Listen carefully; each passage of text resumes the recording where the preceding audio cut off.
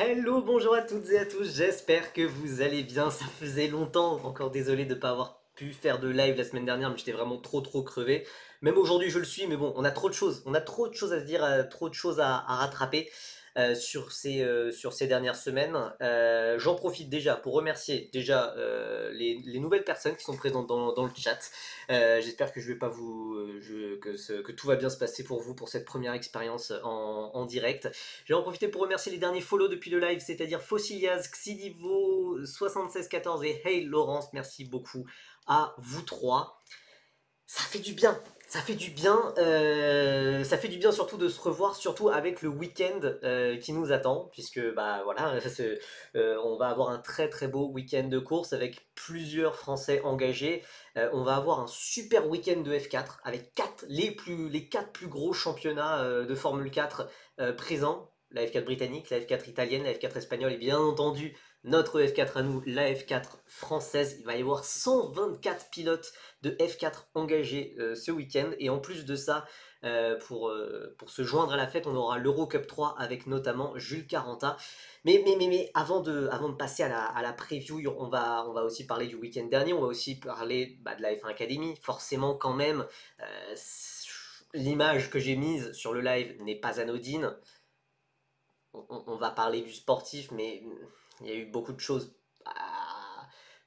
extra sportives au niveau de la F1 Academy, on y reviendra un petit peu, et aussi on reviendra un petit peu sur les actualités de la semaine, et aussi celles de la semaine dernière, parce que on en avait un petit peu parlé sur Twitter, on n'en avait pas eu l'occasion vraiment de revenir là-dessus. Bon, est-ce que ça va? Oh, j'ai même pas demandé, est-ce que vous allez bien? Est-ce que vous allez bien depuis ouais, le dernier live, je crois que c'était il y a 12 jours, hein. Je crois que c'était un live. Oh ouais! Mais oui, le dernier live, en plus, on avait streamé la Freca et l'Eurocup 3, c'était une catastrophe! C'était une catastrophe, c'était safety car sur safety car, et c'était pas foufou pour nos Français non plus. Je crois qu'il y a Enzo Dellini qui avait un peu sauvé les meubles, mais sinon c'était une catastrophe. Ouais, Non, non, Gilter aussi. Gilter avait fait une course ok. Mais pour le reste, ça avait été un live assez compliqué. Euh, j'ai rien suivi à la F1 Academy, pour être honnête, j'étais au Mans. Et ben, je pense que t'as mieux fait. T'as bien fait d'être au Mans. Depuis, on a quand même eu une P2 d'Esteban Masso au Mans LMP2. Et bien, une fois n'est pas coutume, Cyclo-Exane, on va parler un petit peu d'endurance. Un petit peu, hein. Il y a une diapo pour parler d'endurance, pour parler des 24 heures du Mans, parce qu'évidemment, il y a beaucoup de nos pépites françaises ou ex-pépites françaises de la monoplace, mais nouvelles pépites de l'endurance qui se sont signalées. Tom Dillman P1, oui, j'avais fait un tweet dessus. Bon, Tom Dillman, il est un peu moins dans les pépites, dans les pépites françaises, même si bah, c'était un espoir. C'était un espoir aussi, mais il y a plutôt 10-15 ans, l'ancien champion de F3 allemande. Bon, on va pas, on va pas mettre la charrue avant les bœufs, j'allais dire, hein. Ça commence très mal ce live, hein. Ça commence très mal déjà. Déjà les expressions de vieux, c'est terrible. Dans un mois, j'ai 25 ans, je vais devenir officiellement vieux, et puis bah, j'ai déjà pris de l'avance dessus. Bon, on va commencer par déjà ce dont on ne parlera pas trop, ou en tout cas qu'on va évoquer très brièvement. J'avais fait un petit tweet dessus parce que ça m'amusait un petit peu d'en parler. Igora Drive, vous avez peut-être, ça vous dit peut-être quelque chose. C'était censé être le théâtre du Grand Prix de Russie à partir de 2023, si vous vous souvenez bien, avant qu'il y ait ces histoires d'invasion de l'Ukraine par la Russie. Le Grand Prix de Russie était censé bouger de Sochi et aller à Igora Drive près de Saint-Pétersbourg avec un circuit vraiment plutôt, alors un circuit créé en 2019 je crois, mais plutôt old school et qui aurait été vraiment sympa à voir, en tout cas surtout en qualification, peut-être qu'il n'y aurait pas eu beaucoup de dépassements en course. Et bien ce circuit russe, finalement, 2 ans après, il a enfin accueilli des monoplaces, bon, pour la F4 russe. Voilà, c'était pas très relevé. Il y a quand même deux trois noms qu'on connaît qui roulent aussi en F4 italienne à côté, qui sont quand même des pilotes à surveiller. Circuit exceptionnel au demeurant. Bah ça a l'air, ça a l'air. Je vous avoue, le week-end dernier, j'ai regardé les 24 heures du Mans, j'ai regardé la F1 Academy, je suis pas allé plus loin. Je vais pas regarder la F4 russe. Il y a des limites à la décence humaine quand même. Mais quand même, j'ai un petit peu suivi, j'ai regardé les résultats. Voilà, Artem Severiukin, Ovsienko. Ah, je le connais pas lui. Mais je connais surtout Artem Severiukin, bon, qui a été ancien très grand crack du karting, qui s'est fait remarquer en célébrant une victoire par un salut nazi quand il avait 15 ans. Voilà, qui a complètement brisé sa carrière et qui finalement arrive en monoplace après 3 ans plus tard. Et qui a pris la tête du championnat. Kirill Kouskov, ancien champion du monde Oka de karting. Donc ouais, non, il y a 2-3 pilotes assez intéressants dans ce championnat. Aussi, il y a des premiers noms qui arrivent pour le rookie test de Formule 1. On en avait déjà parlé sur un des lives précédents. Avec, bon, pas trop de surprises pour le côté... c'est diffusé la F4 russe. Ben, j'avais pas trouvé. En tout cas, ça a pas l'air d'être diffusé sur YouTube. Puisque on m'avait posé la question sur Twitter et j'avais pas trouvé. J'avais pas fait des recherches plus approfondies que YouTube, honnêtement. Donc, j'avais pas l'impression. Cher Vitalov, c'est le mec qui regarde seulement le classement. Mais oui, enfin en plus, il y a un gars que je connais pas qui est deuxième au classement. Mais indépendamment de toute considération idéologique, le début de saison d'Artem, aussi bien en Italie qu'en Russie, est fou. Est fou, je sais pas, hein. Enfin, ça a toujours été un excellent pilote, hein. Le gars, il se battait avec. Il se battait. Alors, peut-être pas avec Antonelli, non, c'est plutôt la génération d'après. Ouais, mais enfin, il se battait avec Tuka Taponen, Evan Gilter, il se battait avec ces pilotes-là en karting, hein. Mais bon, voilà, mais faut. Il fait des petites boulettes, quoi.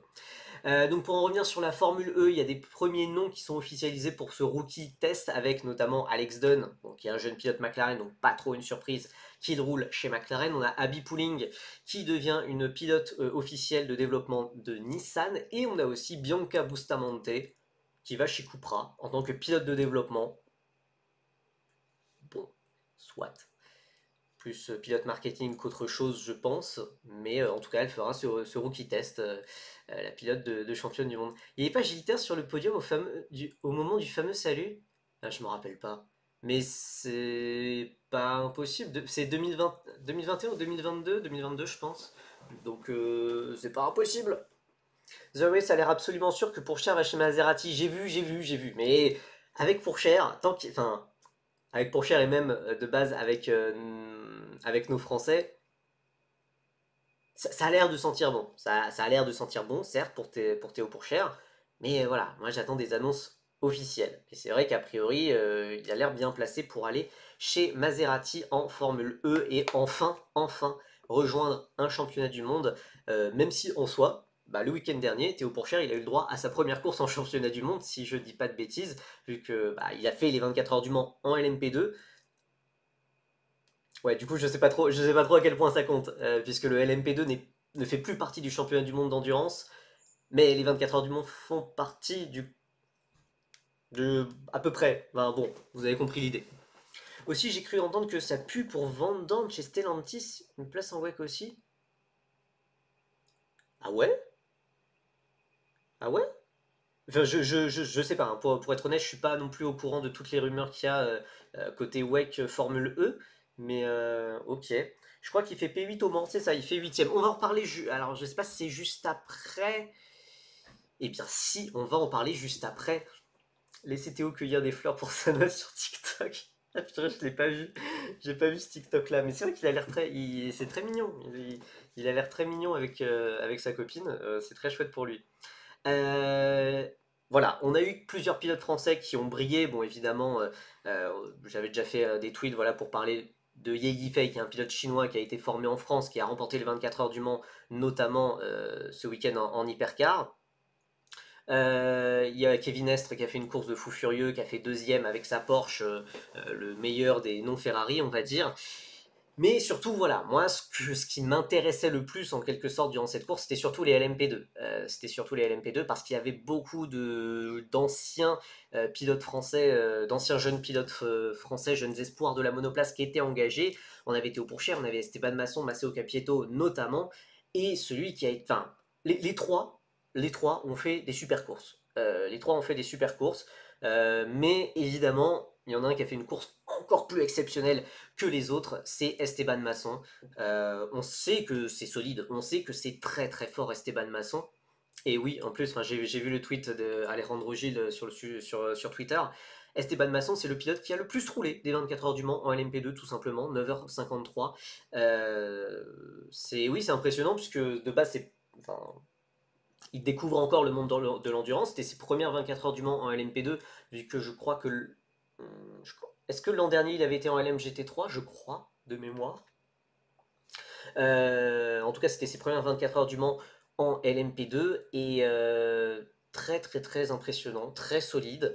On sait que c'est un jeune pilote Toyota. Il fait partie du programme de jeunes pilotes de Toyota et bah voilà, je pense que Toyota ils ont dû apprécier le spectacle. Il était à deux doigts. Il était à deux doigts de la victoire et il l'aurait probablement mérité, même si bon bah voilà, les 24 heures du Mans, ça reste un tout, ça reste pilote, voiture, fiabilité, etc. Mais voilà, la suspension de sa LMP2 en a voulu malheureusement autrement, et donc il a dû se contenter de la deuxième place. Il y a même un moment, vu son rythme sur la fin de course, j'ai commencé à avoir peur, je me suis dit, il faudrait pas qu'il finisse loin, ou qu'il finisse pas du tout, et qu'il perde, ouais, qu'il perde tout sur la fin, ça aurait été vraiment terrible. Au moins, il y a quand même une belle deuxième place, il est sur le podium. Et c'est vrai, il faut voir le côté positif aussi, FCB Noah 7, et j'en avais parlé sur Twitter et sur Blue Sky. Tom Dillman, 36 ans aujourd'hui. Quand j'ai écrit 36 ans sur Twitter, je me suis dit, ah oui, il est vieux, mais moi aussi du coup. Enfin, 36 ans, je trouve un... Globalement, en fait, Tom Dillman, moi, je me rappelle surtout de lui quand il était en GP2. Quand il était en GP2, c'était à peu près les années 2014. C'était après la période Grosjean, Bianchi, Pic, et avant la période Gasly.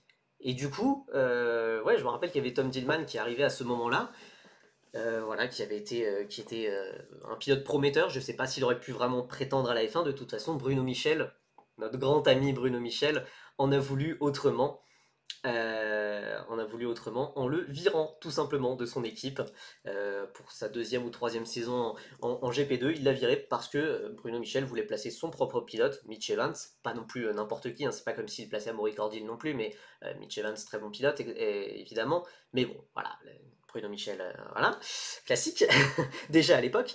Et donc voilà, il a réussi à rebondir un petit peu en endurance ces dernières années, mais aux 24 heures du Mans, il était complètement maudit, et même qu'il avait toujours un palmarès complètement vide, en dehors d'un titre de F3 allemande en 2010 ou quelque chose comme ça. Et voilà, exactement le commentaire d'Omero, il a attendu 35 piges pour se faire un palmarès, il a gagné Sebring, il a gagné Le Mans du coup, il a gagné l'IMSA aussi en LMP2, c'est trop cool. Enfin vraiment, belle leçon de résilience de la part de Tom Dillman.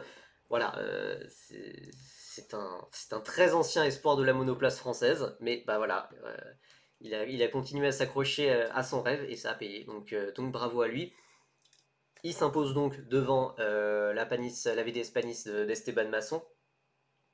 Quand tu vois que la FOM a empêché Sauber de placer Pourchar à la place de Zou, les magouilles, c'est pas que en F2. Source Théo. Bah, après, enfin, évidemment, je me doute que la FOM, c'est plus dans leur intérêt d'avoir un premier pilote chinois que d'avoir un troisième français, hein. Mais bon, mais bon, c'est pas qu'une histoire de la FOM. Enfin, c'était aussi enfin, Sauber était le dernier décideur au final, hein. Euh, oui, c'était le dernier décideur au final. D'ailleurs, bah, même pour prendre un exemple plus récent, avec Visa Kachap Racing Bulls, ils avaient le choix entre Isaac Adjar, Franco Colapinto. Je pense que la FOM, ils préféraient plutôt un Franco Colapinto et tout le marché argentin et sud-américain avec lui plutôt qu'un troisième français, Isaac Adjar. Au final, Vekard a bien pris Isaac et bon, bah, ça a été un choix plutôt positif, je pense. En dehors d'Esteban Masson, on a quand même eu voilà, de belles perfs aussi de la part de nos autres pilotes français. Matteo Capito, quatrième, qui a été qui commence à gagner vraiment en confiance dans cette voiture. Bon, ça reste au pied du podium, c'est frustrant évidemment, mais positif même au niveau du rythme. C'était le plus rapide de ses coéquipiers, plus rapide que bon, Richard de Gérus, évidemment, ça fait pas super vendeur quand on parle. Vu qu'on est spécialiste de la monoplace, mais Richard de Gérus, c'est quand même une certaine valeur quand même ces dernières années en LMP2. Voilà, Masseo Capito l'a battu. Théo Pourchère, justement, il a fait 8ème au final, malgré quand même les déboires, hein, sa voiture n'a pas forcément été épargnée. Alors, j'ai pas exactement tout compris de ce qui s'était passé. Ouais, de Girus en ELMS, ça avance de fou. Bah oui, oui, enfin, c'est pour ça. Enfin, que Capieto soit plus rapide que de Girus, c'est pas mal. Enfin, c'est vraiment bien. Même si en monoplace, évidemment, Capieto met une tempête à de Girus. On est tous d'accord là-dessus. Mais en endurance, c'était vraiment pas gagné. Donc, félicitations à lui. Pour en revenir à Théo, malheureusement il y a eu pas mal de soucis au niveau de l'Algarve Pro Racing numéro 25 de Théo, surtout quand Mathias Kaiser était au volant. Donc le pilote Silver de l'équipage, le pilote du Liechtenstein. Bon, voilà, ça a été un petit peu plus compliqué, mais voilà, Théo, il a fait son boulot, il a vraiment réussi à remonter. À chaque fois qu'il était dans la voiture, ça regagnait des places. Voilà, au final, ça fait 8ème. Il a fini ses premières 24 heures du Mans. Le rythme est bon. Euh, Globalement, il est pas loin du rythme d'Esteban Masson non plus. Franchement, j'aime bien. J'aime bien. Je pense que Stellantis a dû bien aimer aussi. Oui, c'est ça. Et puis voilà, il a pu terminer la course, contrairement à voilà un autre Français comme Mathis Jobert. Mathis Jobert, voilà, dont grand espoir de l'endurance française, qui avait remporté déjà 2 victoires en LMP2, enfin une et demie.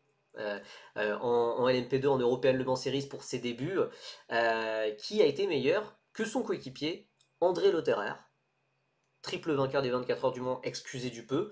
Voilà.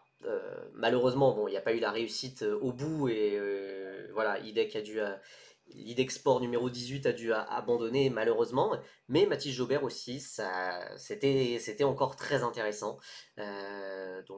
Ça réserve que du bon pour le futur, vu qu'il est soutenu par Hyundai Genesis, qui vont débarquer en hypercar pour la saison 2026. Même Novalak a dû avoir la rage de voir sa pole se transformer en citrouille. Ouais, alors, oui, qu'est-ce qui s'est passé justement? Parce que j'ai l'impression, alors oui, ça avait été très bien en qualification. Euh, Qu'est-ce qui s'est passé en course? Parce que j'ai l'impression que la voiture, c'était quoi, la 43, je crois? Mais enfin, ils ont fait que dégringoler petit à petit. Euh, je sais pas trop ce qui s'est passé pour Novalak. Jobert, avion de chasse en Caterham, en Porsche et en P2, ce mec est une énigme. Ce mec est un génie surtout. Enfin non, non mais enfin, vous savez, moi je suis très monoplace. Mais purée, il faut le dire, quand un gars est complètement bluffant, j'aurais vraiment aimé voir ce que ce gars aurait pu donner dans une F4. Bon, on le saura jamais, puis c'est très bien. Faut pas qu'il fasse une Dorian Pain, il faut pas qu'il aille gâcher sa carrière si prometteuse en endurance qu'il aille en monoplace. Non, non, maintenant il faut se concentrer là-dessus. Il y a un âge d'or qui arrive, il y a un constructeur derrière lui. Il faut voilà. Jobert et Guiretti, c'est les mêmes. Pas trop la même trajectoire. Guiretti, en plus, il a fait de la monoplace. Ancien coéquipier de Théo en F4 allemande à l'époque. Par contre, on est vraiment passé à côté d'un énorme talent en monoplace avec Adrien Cloménil. Pas peur de dire qu'en 2 ans, c'est devenu le meilleur pilote de LMP3 au monde. Alors, c'est vrai qu'en LMP3, ce gars est un monstre. Maintenant, en monoplace, bah, je sais pas, je crois qu'il a eu 2 saisons de F4 française. Et il était quand même bien soutenu. Il avait du roulage avec Winfield. Je sais pas, peut-être qu'il était juste pas assez à l'aise en monoplace. Et que, enfin. Attends, il a eu qu'une seule année en F4? J'ai un doute. Euh, il- j'ai un doute s'il a eu une seule année en F4. Mais parce que là, c'est juste insane le niveau. Ouais, ouais, bah, et puis même, enfin, c'est meilleur que Adrien David, qui a d'ailleurs fait 2 fois deuxième en LMP3 au Mans le week-end en course support. Euh, Après, bon nombre de mecs au quêtière en monoplace sont des fusées en GT Proto. Oui, je suis assez d'accord avec ça. Je pense pas spécialement, contrairement à d'autres pilotes style peut-être Robert Dehaene, où tu vois, c'est typiquement un pilote pas arrivé au bon moment dans les bonnes conditions en monoplace. Mais Adrien Clomini, j'ai l'impression qu'il avait justement le bon entourage derrière lui pour performer potentiellement en F4, que ça l'a pas fait, et qu'il rebondit très bien maintenant. Mais j'ai du mal à me dire que la monoplace est passée à côté d'un gros espoir, tu vois. Adrien, il roulait pas en Le Mans Cup. Si, si, il roulait en Le Mans Cup en LMP3, en course support des 24 heures du Mans, du coup, le matin et le jeudi. Il a fait 2 fois deuxième, du coup. Et puis aussi un petit mot sur les LMGT3, j'ai pas trop suivi la catégorie parce qu'il n'y avait il y avait pas beaucoup de Français en fait. Il y avait que, enfin voilà, il y avait surtout Lilou Wadou et Célia Martin, les deux pilotes féminines. Lilou Wadou qui a encore fait vraiment du très bon boulot dans la catégorie LMGT3 et voilà, c'est pilote officiel Ferrari, on le rappelle, Lilou Wadou. C'est toujours solide. C'est toujours solide. Elle a pu aller au bout des 20. Oui, elle a pu aller au bout des 24 heures. Bon, voilà, ça va. Malheureusement, la réussite n'a pas été forcément de son côté, mais en tout cas, voilà, c'était un boulot solide de sa part. Il y a des rumeurs comme quoi David serait scruté pour un programme junior Toyota Hypercar. C'est pas des rumeurs. Mais attends, est-ce que. Des rumeurs. Des rumeurs. Attends. Euh, J'en avais parlé, non? Si j'en ai pas parlé dans mes articles, je suis un peu débile. Puisque je le sais. Attends. Dugam, pour l'instant, il roule juste en Toyota GT4. Oui, oui, mais c'est ce que. Attends.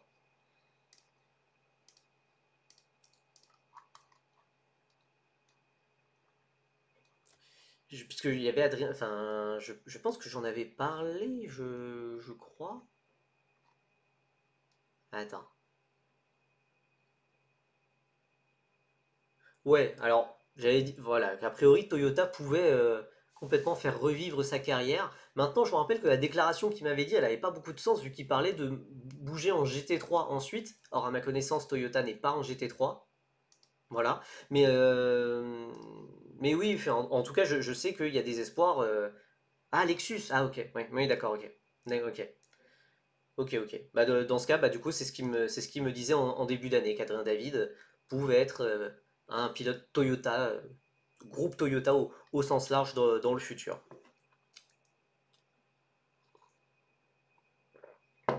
Bon, purée, je pense que j'ai jamais autant parlé d'endurance de ma vie. C'est fou, hein?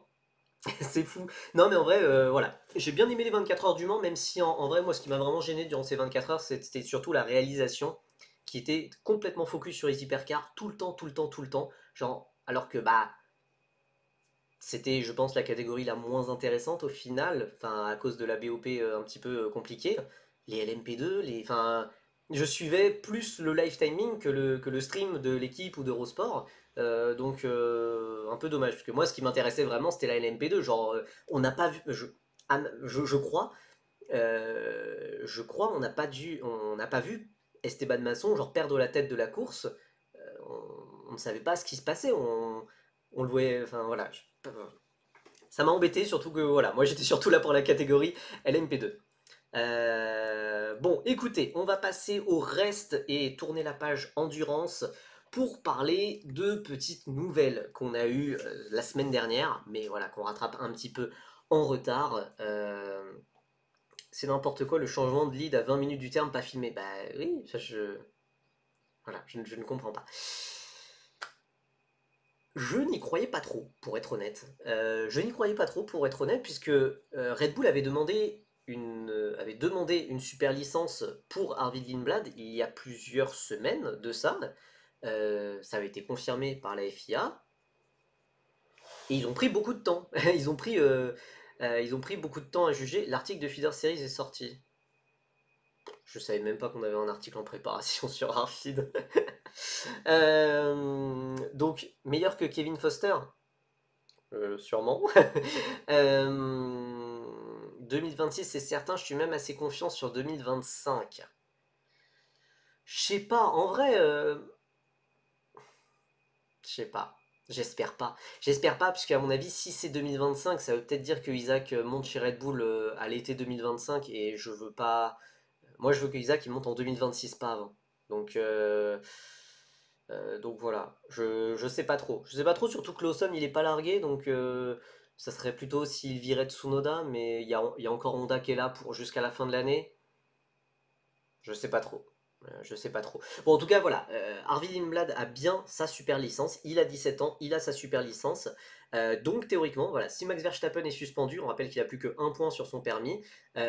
Si Verstappen est suspendu, Lindblad, enfin, Hadjar montera chez Red Bull et Lindblad ira chez Weckhardt en remplacement d'Isaac. Si Lindblad arrive à la place de Lawson cet été, il termine la carrière de Hadjar. Alors je sais à quel point tu portes Isaac dans ton cœur et ça peut être une menace. Ça peut être une menace, on va pas se le cacher. Euh, Voilà, ça peut être clairement une menace. C'est un pilote très jeune, qui a beaucoup de hype autour de lui, qui a un énorme potentiel, très jeune, qui est aussi l'un des chouchous de Helmut Marko.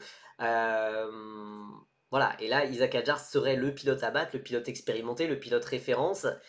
Ah, c'est dur, enfin, c'est dur d'être dans une première saison et d'avoir déjà ce statut. Mais voilà, si Lindblad arrivait à la place de Lawson, il aurait ce statut un peu lourd. Alors que Lindblad, s'il arrive en cours de saison, j'ai envie de dire, il peut que surprendre. Il a déjà probablement sa place sécurisée en 2026.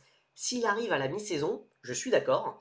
Et pour, enfin, voilà, vous savez à quel point j'ai confiance en Isaac et que son début de saison est absolument exceptionnel. Mais voilà, ça sera quelque chose de vraiment différent à gérer. D'être déjà, après une moitié de saison, le leader de son équipe, dur. Après, tranquille, il n'y a personne après. Oui, enfin, oui, de toute façon, Isaac Hadjar, il sera en F1 en 2026. La question, c'est ou soit chez Red Bull ou soit chez Weckhardt. Il n'y a personne après, certes, c'est vrai qu'on voit pas trop, on voit pas trop Pepe Martio au Ligue 2 monter. Après, est-ce qu'un Nicolas Tsolov, qui est aujourd'hui en F3, ou un Tim Tramnit aujourd'hui en F3, pourrait prétendre à la F1 plus tard? Voilà, oui, peut-être. Mais en tout cas, peut-être en 2027. Tramnis, je le vois vraiment pas. Je le vois vraiment pas en F1. Il n'a pas l'âge. Il est un petit peu vieux, en tout cas selon les critères de Red Bull, il est un petit peu vieux pour ça. J'aurais vraiment du mal à voir ça arriver, à moins qu'il flambe complètement en F2. Euh, donc voilà. Par contre, un Nicolas Tsolov, qui a 18 ans, en soi, Nicolas Tsolov, ça pourrait aussi, hein. Il y a certains pilotes que j'aimerais bien voir intégrer le Red Bull Junior Team. Ça serait bien, hein. Ça serait. Ouais, après, le Red Bull Junior Team, y aller, c'est bien. Après, il faut y rester. Je pense que Enzo Dellini peut en témoigner. Euh, Et si Slater choisissait Red Bull? Je, je, je pense pas, non. Non, non. A priori, c'est plutôt entre. Selon les rumeurs, c'est soit entre Audi ou soit entre McLaren, a priori. Euh, Ça serait bizarre de le voir aller chez Red Bull.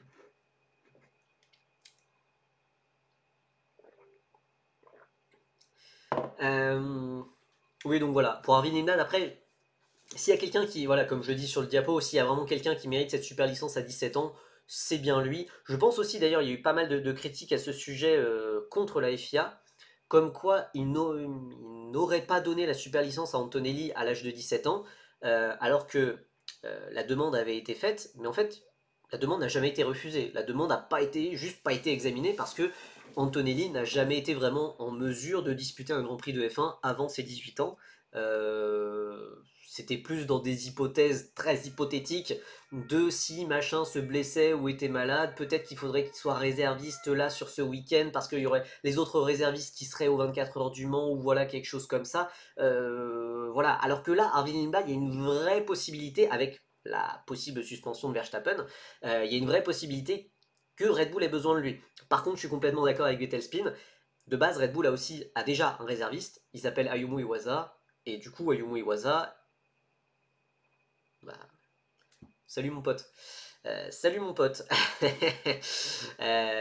Donc voilà. Je sais même pas si Iwasa, du coup, il est encore réserviste. Je sais pas trop, mais en tout cas, voilà, c'est fini. Il n'y a plus aucun espoir de F1 pour Ayumu Iwasa. En tout cas, pas à court terme, pas pour 2025, pas pour 2026. Donc, dommage, quoi. Euh, D'ailleurs, j'ai l'impression que Isaac, lui, pourrait s'adapter au style de conduite de la Red Bull en style de pilotage qui se rapproche plus de celle de Max. Alors, j'aime bien cette théorie, mais je me repose pas trop dessus parce que je me rappelle qu'on avait dit exactement les mêmes choses. Je me rappelle vraiment d'articles qui disaient la même chose à propos de Pierre Gasly. on voit ce que ça a donné sur la saison 2019. Donc voilà, ces questions de style de conduite, de machin, j'y crois moyen. Enfin, tant mieux si c'est le cas, hein. Tant mieux si c'est le cas, mais j'y crois pas trop. Donc voilà, moi ce que j'espère c'est vraiment changement de réglementation et un petit peu à la 2014, le quadruple champion du monde qui perd un petit peu, euh, qui voilà, qui perd peut-être un petit peu de sa motivation et qui, voilà, qui se fait battre par le petit rookie, etc. Moi, c'est ma petite théorie. Mais bon. Euh, Attendez, c'est parti en débat sur le chat. Ouais, Enzo Peugeot chez Red Bull, moi je dis ouais, hein. Je dis ouais. Random fun fact, Cyan Shield a désormais plus de tests privés en F1 que Bortoleto l'année dernière. C'est beau, hein. C'est beau. C'est beau, c'est beau. Adjar le Daniel Ricciardo, en vrai, alors évidemment, aujourd'hui c'est devenu péjoratif de parler de Daniel Ricciardo, mais si Isaac Adjar a une carrière comme Ricciardo, enfin, je signe, je signe pour qu'il ait 8 victoires en F1, hein. Moi, y a pas de souci, hein. Il n'y a pas de souci, 8 victoires en F1, je signe tous les jours. Donc voilà. Attends, ce sera qui le réserviste l'année prochaine? Bah si du coup Limblad monte, bah, en vrai, ou soit il garde encore Iwasa, mais ça serait vraiment pas cool. Et je ne pense pas, vu que Honda part. Euh... Marty, je ne vois pas. Enfin, non, non, je pense Tsoloff. Parce qu'en plus, Tsoloff, il a déjà eu sa. Alors là, ça va peut-être en choquer quelques-uns. Mais Tsoloff, il a déjà eu des premiers. Alors, c'est pas vraiment des tests, hein, vraiment, c'est avec des F1 de démonstration, hein. Même vous, dans le chat, vous pouvez faire des tests. Avec des F1 de ces époques-là. Mais voilà, il a conduit une F1 dans les rues de Sofia, de la capitale de la Bulgarie, une F1 des années 2000, je ne me rappelle même plus laquelle. Mais tu sens que actuellement, en tout cas dans les pilotes F2, F3 hors Lindblad, tu sens que celui qui est le plus considéré pour une éventuelle hypothétique montée en F1, c'est Nicolas Tsoloff en tout cas. Maintenant, ça dépend beaucoup de sa capacité à se canaliser et à se régulariser, on va dire. Ricciardo, il a une image de boulanger récemment, mais le mec est un monstre. Bah ouais, ouais, ouais, ça a mal fini, mais on peut pas effacer ses années Red Bull, même ses années Renault qui étaient très bien aussi. Un Grand Prix chez McLaren qui était très bien aussi, mais voilà. Ça devait être la Red Bull ou Toro Rosso 2012-2013, oui, à peu près ça, à peu près ça. Enfin, il était en démo avec David Coulthard et tout, voilà. Donc je pense, voilà, ce serait plus Nicolas Tsoloff qui pourrait être ensuite le prochain sur la liste. Vous le savez, c'est une période toujours très très très. Pourquoi Arvid a une ceinture de cow-boy sur l'image? Je crois que c'était lié au Grand Prix d'Austin, au Grand Prix des États-Unis. Je sais pas pourquoi. Arvid Lindblad faisait une démonstration avec une ancienne Red Bull justement, une ancienne Toro Rosso, je sais pas, à ce moment-là. Et du coup, voilà, je crois qu'ils étaient tous les pilotes Red Bull étaient un petit peu habillés comme des cow-boys. Et du coup, Lindblad avait fait une démo dans une vieille F1 avec cette ceinture de cow-boy. Voilà, Vous le savez, c'est voilà, une période que j'aime bien. On arrive dans l'été et on commence à avoir des petites rumeurs, des tests, etc. sur possiblement, euh, voilà, possiblement l'avenir de nos pilotes français notamment. T'as vu Marie Boya qui explose sa F3 pendant le show de Madrid? Ouais, ouais, c'est. Il en a rigolé sur Twitter et il l'a reposté. J'avoue que moi je me serais fait tout petit parce que c'est pas très. Enfin, bon, hein, voilà. Mais bon, vaut mieux le prendre à la rigolade, je sais pas. Euh, Tiens, en parlant de bleu qui test, j'ai vu que Justy pourrait faire le rookie test Formule E avec Envision. Bah, on en avait parlé de Justy au rookie test en Formule E, mais je savais pas avec quelle équipe, donc c'est intéressant. Euh, mais on en avait parlé sur l'un des lives précédents il y a 2 ou 3 semaines que Justy, a priori, il y a aussi Santiago Ramos qui pourrait faire le test parmi les pilotes actuellement en F3. Euh, donc voilà. Bon, pour nos pilotes français, on avait Victor Martins qui a roulé le jour de son anniversaire avec la Williams de 2023 sur l'Autodromo Enzo et Dino Ferrari d'Imola. Donc, on ne sait pas trop exactement comment ça s'est passé, mais en tout cas, c'est là où c'est là où c'est important. C'est là où c'est important. On sait à quel point la F2 c'est compliqué, surtout pour Victor cette année. C'est en F1 qu'il faut se montrer. Donc voilà, on espère que ça s'est passé le mieux possible et qu'il a fait le boulot qu'a demandé Williams. Et il y a cette chose très intéressante, Evan Gilter, qui nous fait un test en GB3 chez Argenti by Prema à Silverstone. Il y a rien qui va dans cette info. Enfin, il y a rien qui... Franchement, quand j'ai vu ça, je me suis dit, mais qu'est-ce qu'il fout là? Qu'est-ce qu'il fout là? Donc là, on a voilà, la seule image disponible de ce test. Je remercie encore l'abonné qui me l'a passé. Euh, voilà, là, on peut laisser libre cours à toutes nos théories les plus folles. Alors, déjà, ils testent à Silverstone. Généralement, beaucoup de pilotes vont tester à Silverstone, vont même parfois faire la manche de GB3 à Silverstone.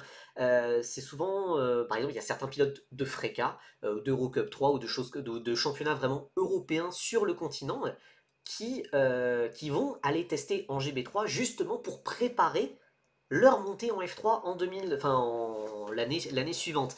L'année dernière, justement, il y avait plusieurs pilotes de F3 et de FRECA qui avaient testé en GB3 à Silverstone, qui avaient même fait la manche de GB3 à Silverstone, James Wharton, Martinus Stenson, Santiago Ramos, etc., pour découvrir cette piste de Silverstone. Puisque Silverstone, les pilotes européens ne la connaissent pas. Il n'y a que les pilotes britanniques qui roulent en Angleterre toute l'année en GB3, en F4 britannique,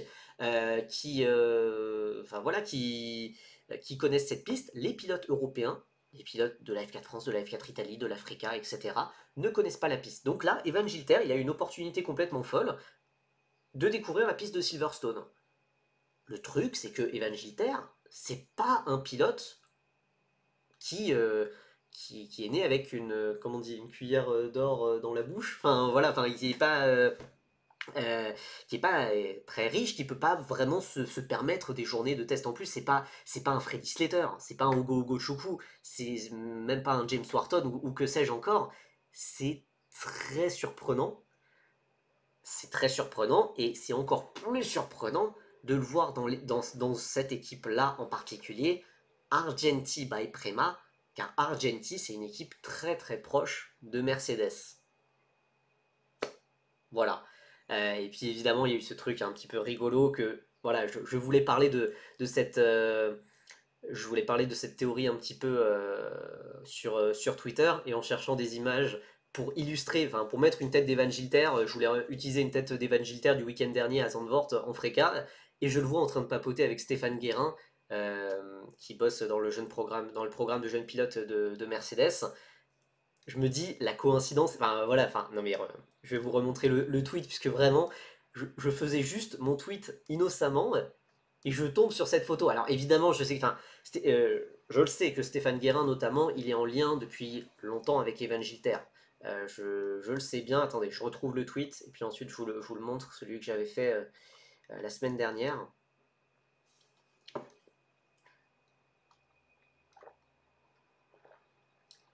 Eh purée, je tweet, hein. Attends, hop hop hop. 4 juin. Ah oui, non, je suis allé trop loin là. Je suis allé beaucoup trop loin. Attendez. J'arrive tout de suite. Vraiment, c'était 2 jours après la manche de Freka. Voilà. Regardez-moi ce tweet. Hop. Je change la truc là.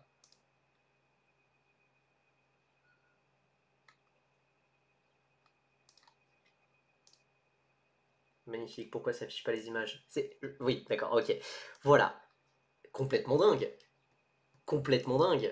Alors après, c'est vrai qu'il paye pas beaucoup chez ART. C'est vrai qu'il y a ART qui le finance pas mal. Enfin, alors qu'il le finance, bon, peut-être pas quand même, mais qui l'aide pas mal. ART fait un pari en engageant Evan Gilter, parce qu'ils savent que c'est leur pilote leader. Et ils compensent avec d'autres pilotes à côté, notamment Canatoli. Euh, donc voilà, il y a cette image vachement rigolote. Après voilà, il y a d'ailleurs Stéphane Guérin qui dément très rapidement, après et qui dit que c'est juste voilà, Evan et sa famille sont des amis de longue date, désolé de décevoir, mais il n'y a rien d'autre à signaler, on lui souhaite juste le meilleur pour sa carrière. Il n'empêche quand même, il y a beaucoup de choses quand même. Voilà, tester chez Argenti by Prema, pour moi, c'est pas anodin. C'est pas anodin, voilà. Et les théories, c'est est-ce que, voilà, c'est un test, est-ce que c'est juste Mercedes qui le teste, tout simplement. C'est une équipe vraiment qui est en lien avec Mercedes, qui a été créée par Ron Meadows, directeur sportif chez Mercedes. Euh, c'est Argenti by Prema. Est-ce que peut-être, coup de théâtre, est-ce que Evan Gilter pourrait quitter le cocon d'ART et partir ailleurs, style chez Prema? J'avoue que en ce moment, Prema en F3, c'est pas la folie, mais voilà, on n'est jamais à l'abri que Prema reprenne de sa superbe plus tard. Enfin, je...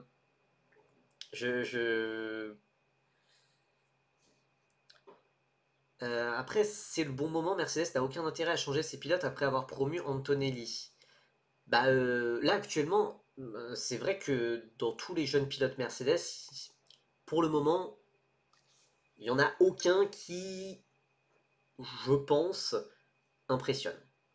C'est peut-être un peu violent. Il y en a certains qui sont conformes aux attentes, ou certains, il faut leur laisser du temps, etc. Mais pour le moment, il n'y en a aucun sur lequel on est complètement scotché et on se dit, ah oui, purée, va peut-être y avoir de la pression sur Antonelli et Russell dans quelques années. Non, il y a aucun pilote Mercedes pour lequel on se dit ça. Donc,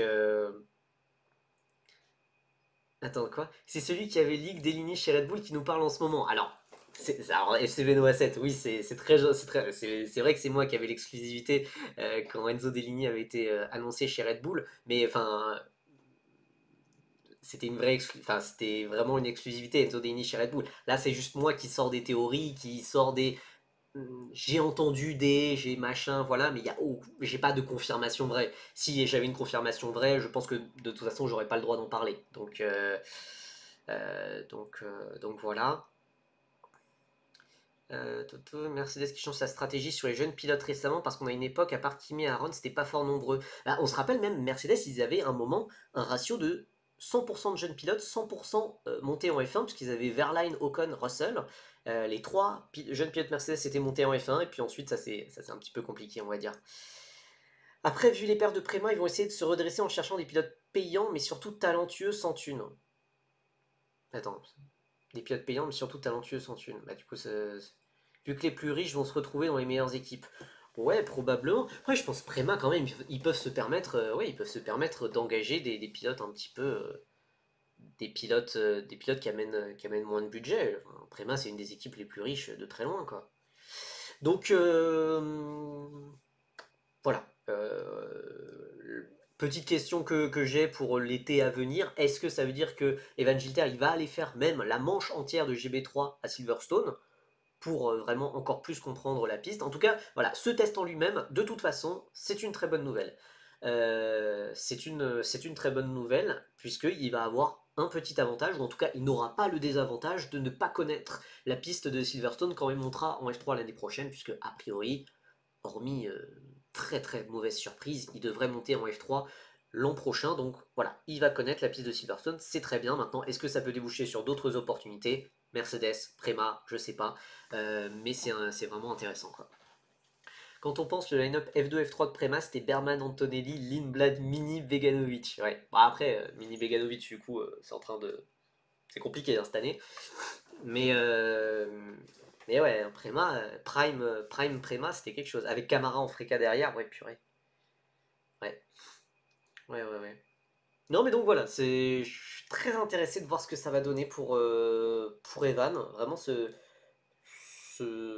test m'a vraiment interloqué, quoi.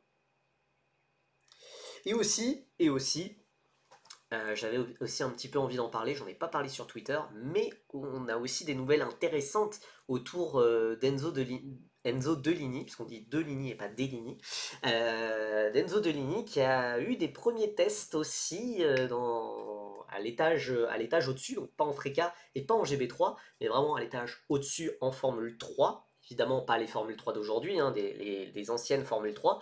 Et a priori, ça s'est très bien passé. Voilà, ça s'est très bien passé.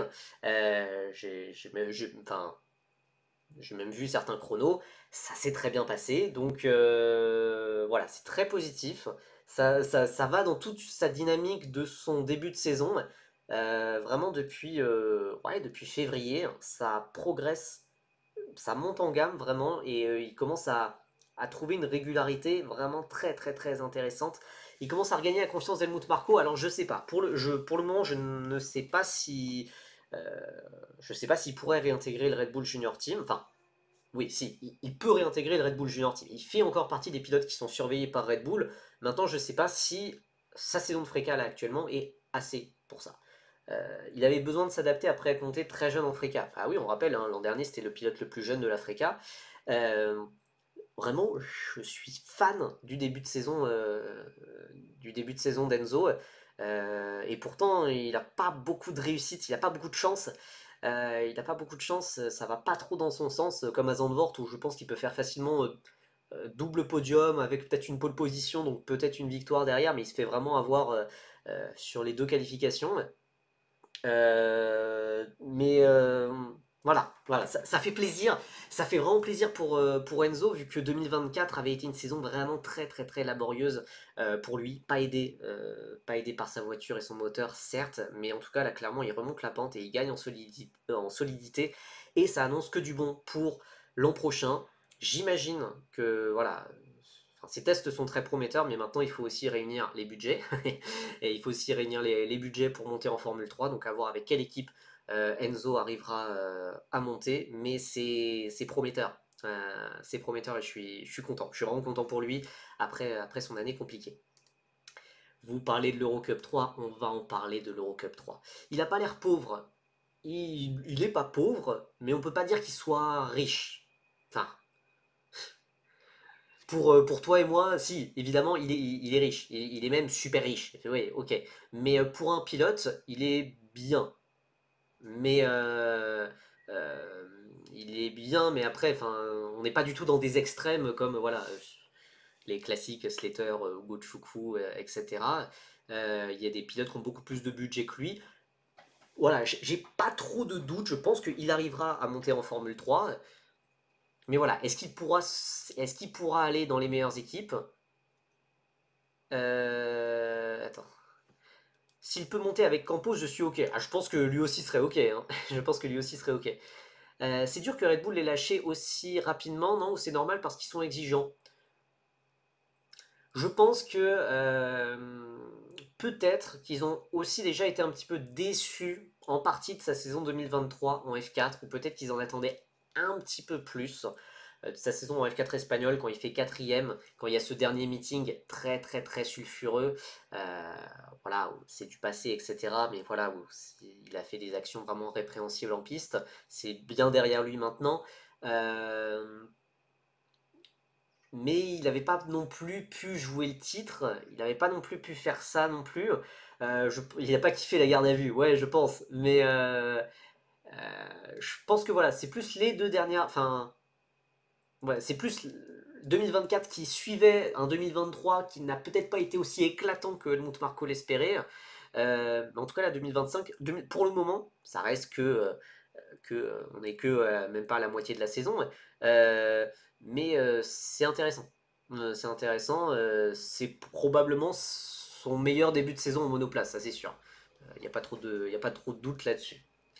Euh, Attends. Attends.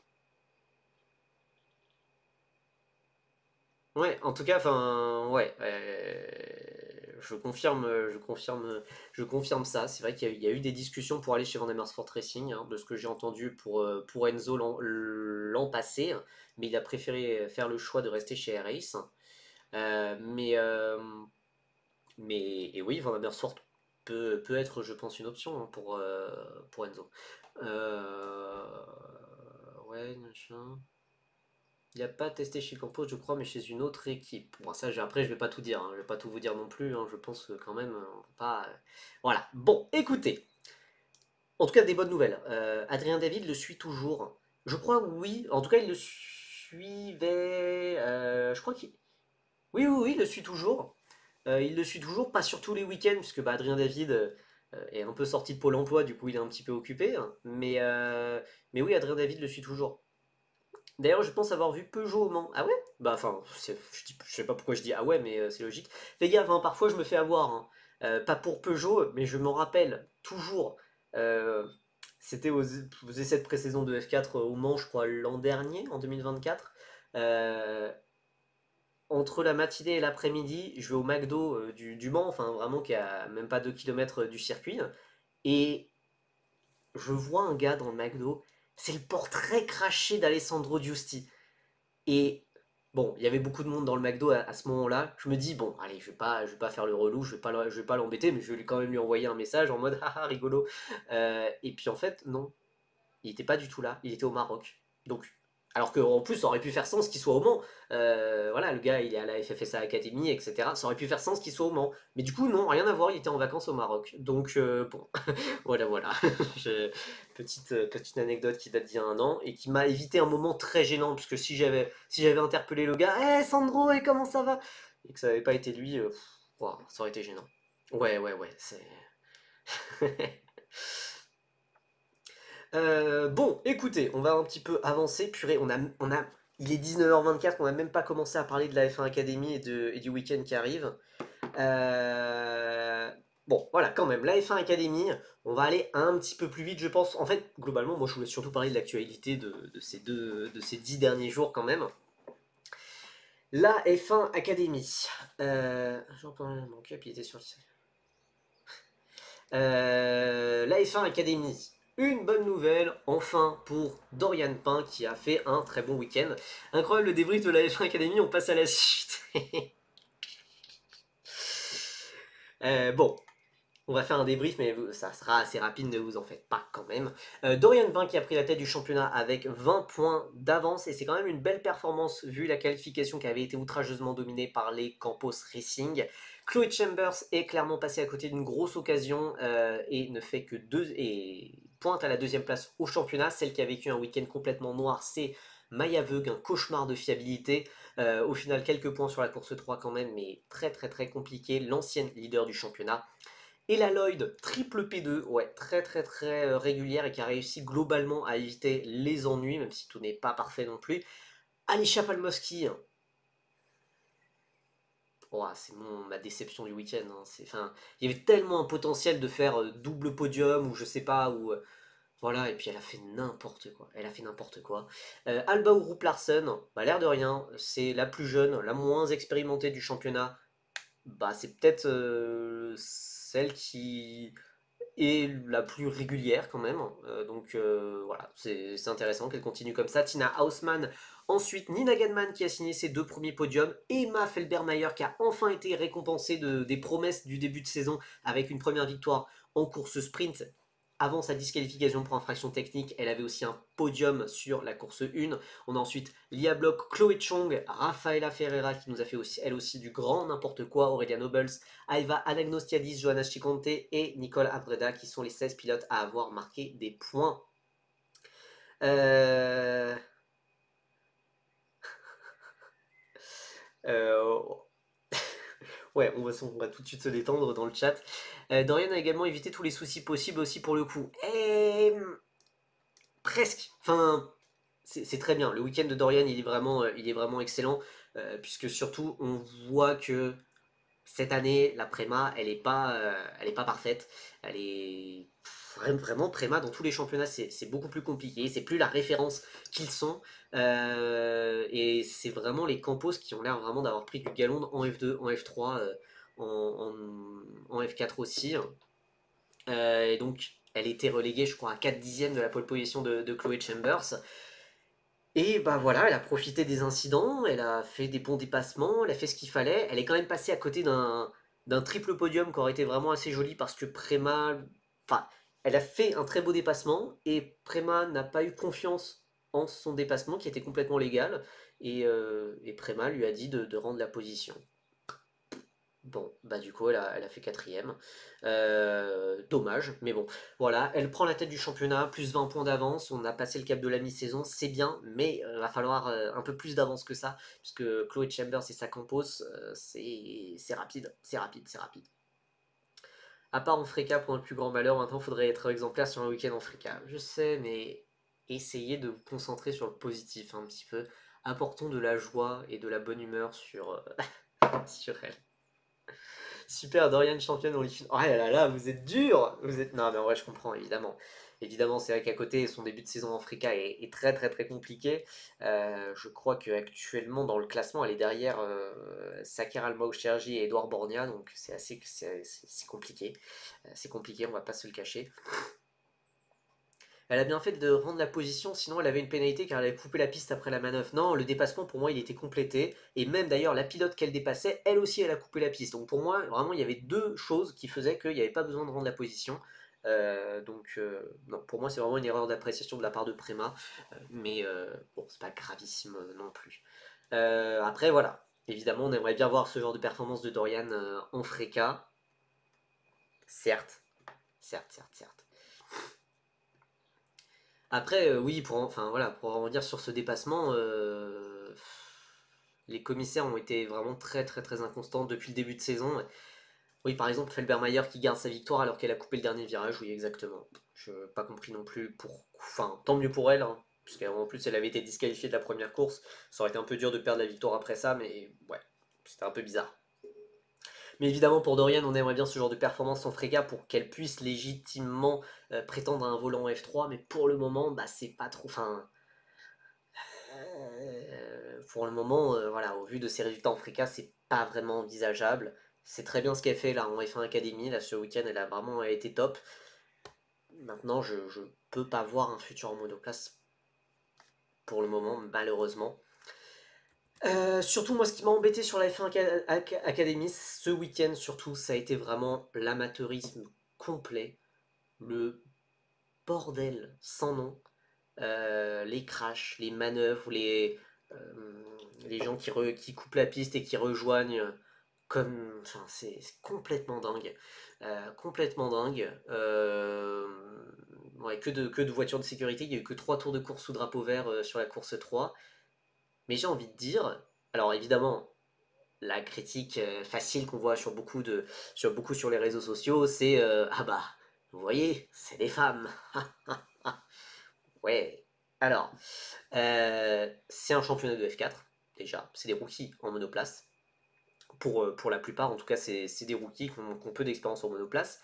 On les balance sur un circuit urbain, sur un circuit compliqué en plus. Nico Rosberg qui a sorti ce week-end notamment que Montréal, c'est un circuit vraiment très compliqué avec tous les vibreurs à négocier de la bonne façon, etc. Compliqué à gérer. Et elles ont 40 minutes d'essai. Euh, Le problème en fait de la F1 Academy, et qu'on critique, on tape beaucoup sur ce championnat parce que, alors déjà il y en a qui tapent sur le championnat parce que la F1 Academy pour certains c'est genre la F1 féminine ou la F2 féminine ou voilà, et, euh, et bah évidemment ces pilotes n'ont pas le niveau de la F2, c'est normal, c'est des Formule 4, c'est des pilotes de Formule 4, donc c'est pas le même niveau, c'est pas la même expérience non plus, euh, et surtout, donc en comparant avec d'autres championnats de F4, c'était pire. Là, vraiment, ce week-end, c'était catastrophique. C'était vraiment catastrophique et c'était pire qu'un week-end classique de Formule 4 française, italienne, espagnole, britannique. On va en reparler un petit peu plus tard de ces 4 championnats qui arrivent ce week-end. Salut Kimi63, si tu veux payer un sub à Nico Rosberg, n'hésite pas. Ou à Danica Patrick, ça me va aussi. Le gars qui perd pas le nord. Mais le truc, et puis attends, autant des championnats.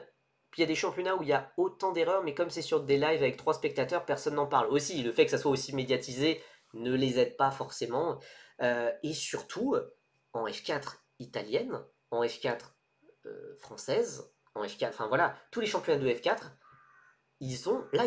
on est jeudi, hein, ils ont déjà commencé leur week-end de course. Ils ont déjà commencé une journée d'essai privé.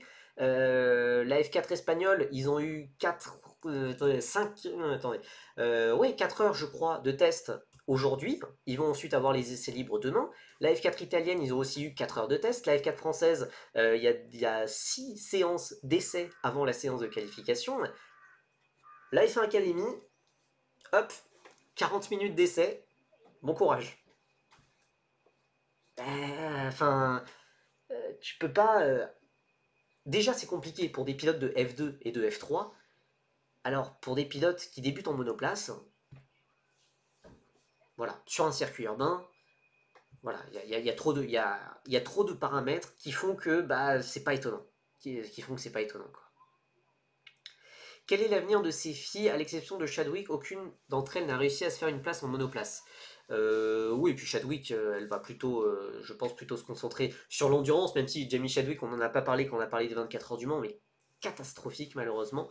Le rythme de Jamie Chadwick qui a été vraiment l'une des plus mauvaises pilotes de LMP2 en rythme pur, qui était entourée, dans le classement, elle était entourée de gentleman drivers, de pilotes bronze.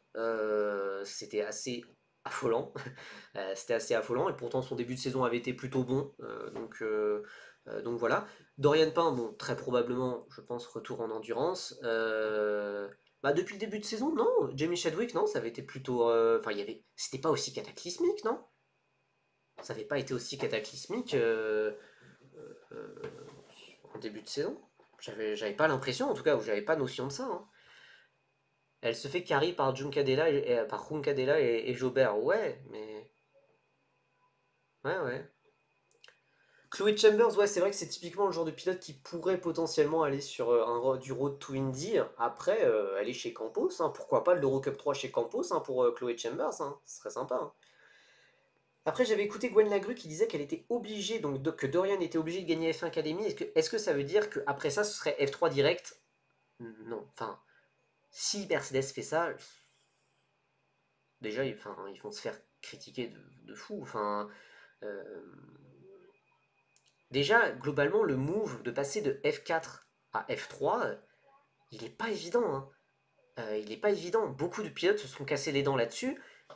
Récemment, il n'y a que Pourchaire, Berman, Lindblad qui l'ont fait, donc pas n'importe qui quand même, qui a réussi à le faire. Donc c'est quand même compliqué.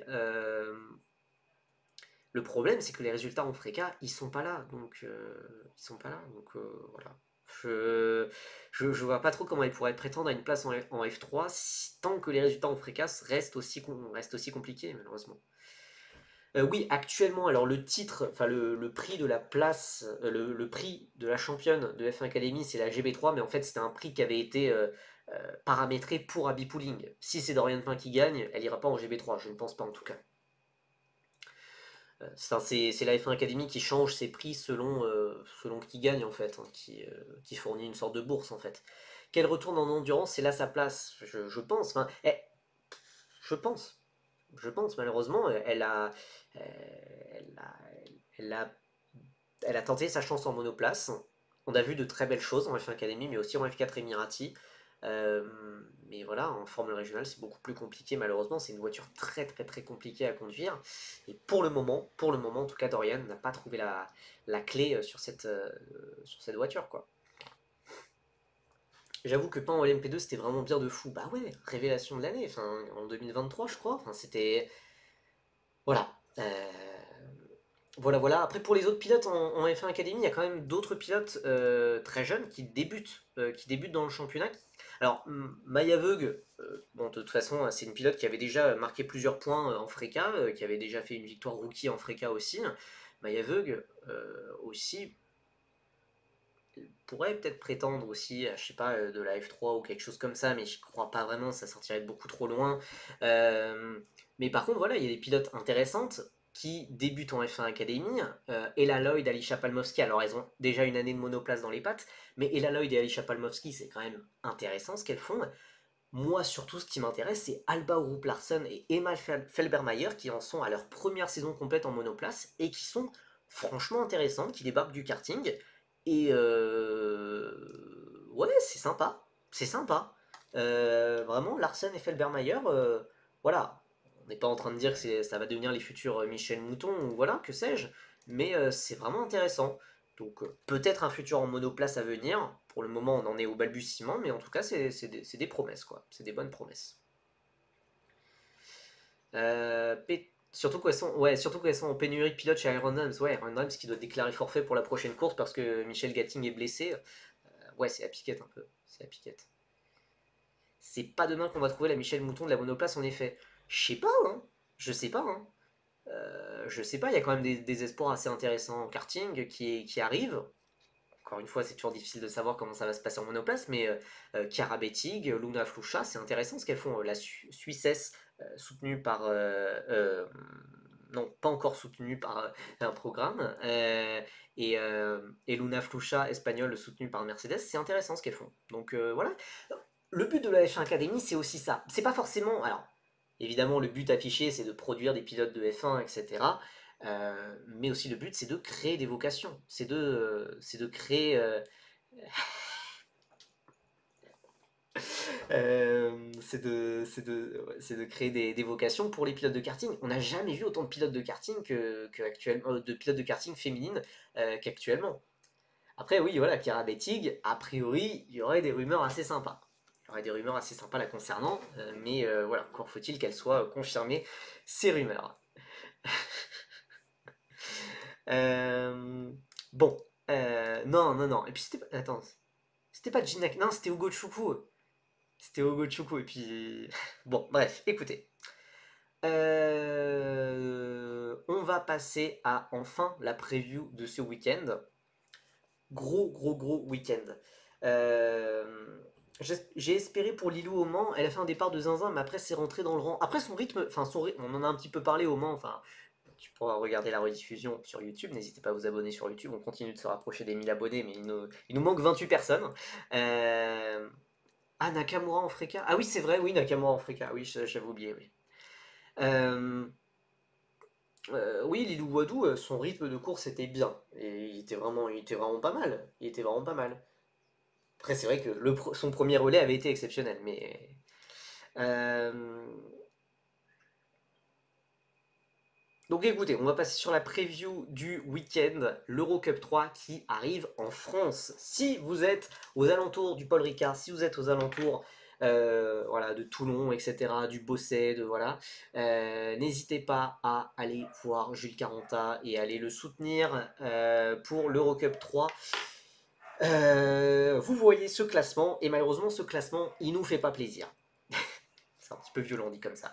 Ce classement, il nous fait pas plaisir. Alors certes, notre Français Jules Caranta est 5ème, c'est un début bon, mais le souci pour Jules Caranta, et je le pressentais, vous savez qu'il y a un pilote que je redoutais particulièrement et que j'avais dit dans toutes mes previews que c'était vraiment le pilote à surveiller, le pilote que Jules devait battre, Ernesto Rivera, qui avait été déjà très intéressant en F4 espagnol l'an passé. Attendez, pause pub, attendez.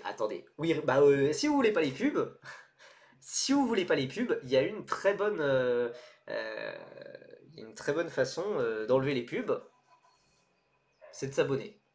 Je dis ça, je dis rien, vous faites ce que vous voulez de cette information. Comme ça, hop, je meuble le temps que la pub se termine. Et voilà, comme ça, voilà, normalement la coupure publicitaire est terminée. Mais voilà, en tout cas, si vous ne voulez pas avoir les pubs, vous pouvez vous abonner. Euh, euh, Donc voilà, où est-ce que j'en étais? Oui, voilà. Ernesto Rivera, j'avais toujours dit que c'était vraiment le pilote à surveiller. Gros, gros, gros potentiel de ce qu'on m'avait dit. Et malheureusement, il a confirmé mes craintes. Il a confirmé mes craintes et Ernesto Rivera est en tête du championnat alors qu'il est rookie, alors qu'il est chez Campos. En tête du championnat devant Kasper Stuka, l'expérimenté pilote polonais, ancien de la F3. Ensuite, on a les MP de Mattia Colnaghi et Valerio Rinicella. Et ensuite seulement, on a notre Français Jules Caranta, qui n'est pas du tout décroché, hein, qui est à 19 points de son coéquipier Rivera. Mais voilà, il a 2 podiums, il a une pole, mais Ernesto Rivera, il a 3 podiums, il a une victoire et il est en tête du championnat. Il va vite falloir répondre. Sixième, on a ensuite Carrasquedo, Maciej Gladic, seulement septième, tiens, un petit peu surprenant. James Egosi, huitième, Gareth Berry, l'ancien pensionnaire de la F4 France, neuvième, Enzo Tarnvanishpool, autre jeune pilote Red Bull, bon c'est un petit peu plus compliqué, très très jeune pilote, dixième, Cardenas, 11, Yannis Steven Edens, douzième, il fait vraiment des prouesses avec sa toute petite équipe GRS, Abkazava, Macedo, Fittipaldi, Wurz et Kaida Darianani qui sont les 17 pilotes à avoir marqué des points. Colnaghi, il déteste trop 40 ans. Ça sort d'où ça euh... Ça sort d'où? J'ai pas notion de ça. Ah bon? Quoi? Hein? J'ai pas la ref. J'ai pas la ref. Combien en F3 l'année prochaine? Je sais pas, parce qu'en fait, il y a beaucoup de pilotes qui sont loin au classement, mais qui peuvent monter en F3 juste parce qu'ils ont du budget, hein. Style, voilà, Preston Lambert, ou voilà, les pilotes comme ça, tu vois. Euh, Rivera, moi je le vois monter. Colnaghi, je le vois monter. Carrasquedo, en quelque sorte, il est déjà en F3. Après, voilà, il y a des pilotes, je sais pas trop. Je pense vraiment, ouais, on peut avoir peut-être 5-6 pilotes, hein, qui peuvent monter facilement, hein.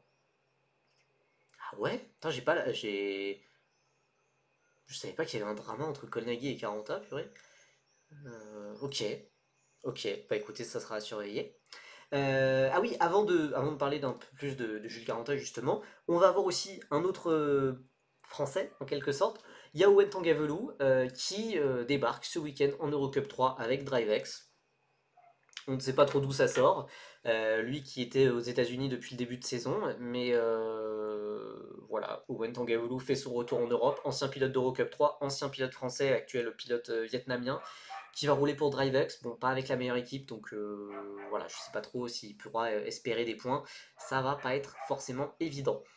Euh, Problème technique pour la GRS de Yanni aujourd'hui, il a fait genre 0 tour. Je pense tout simplement que Yanni n'a peut-être pas forcément le budget pour faire toutes les journées de test, puisque c'est des journées de test qui ne font pas partie du week-end. C'est des journées de test en plus du week-end de course, quoi. Terminer les USA, a priori, sont.